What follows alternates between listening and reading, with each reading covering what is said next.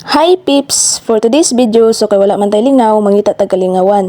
Nya kauban din ako kong lula para manguha og balanghoy para himuon og suman. Kay gimingaw na lagi ta sa niluto sa tong lula. So before mi maabot sa area sa kong lula, moagi pa mi aning area sa mong silingan. So diri nga side murag maunag yun ni. Maunag yun ni ang pinakabagnot nga area sa kong lula. Wala pa jud natiman sa kong angkol kay tungod wala pa siya nahuman sa iyahang sideline. Ing ani lang ni kabagnota pero daghan din nig tinanom, di lang makita kay tungod sa kabagnot. Mid pa jud sumukon para makita ang mga tinanom. Mayra puling ani kabagnota para dili basta-basta makawat kay maunhan manguta sa kawatan o pagani ta kakuha ang tag-iyaw na naguna na ang kawatan og panguha. Mao ni lisod basta layo ang balay dili din mabantayan kung nay manguha. Samtang gahulat ko sa kong manghod maginahinay pug ko diri hinlo sa lubi para naputay agi gamay para inigabot sa kong manghod karon manguha na lang og balanghoy. Kay mao ra man jud atong tuyo diri sa area manguha og balanghoy kay himuon og suman para ingnon pud ta nga kugihan kaayo ba. Mao ra dining agi pwedeng gamaya. Awits. So diri ang side wala jud na videohan pagpanguha og balanghoy kay tungod sa kabisi. Nabisi og pangalot og balanghoy kay human og pangalot og balanghoy dabdab naman sa dahon para iputo sa suman. Nya kay human naman og panguha so unsa pay gihulat tara uli na ta. Pila ra goy time lapse. Mao ni among kinuha nga dahon og ang balanghoy. So ako ang manghon nagdala sa balanghoy kay bugat man kayo na alsahon. Diri ang side padulong nami manguli kay medyo layo-layo pud biya among baktasonon.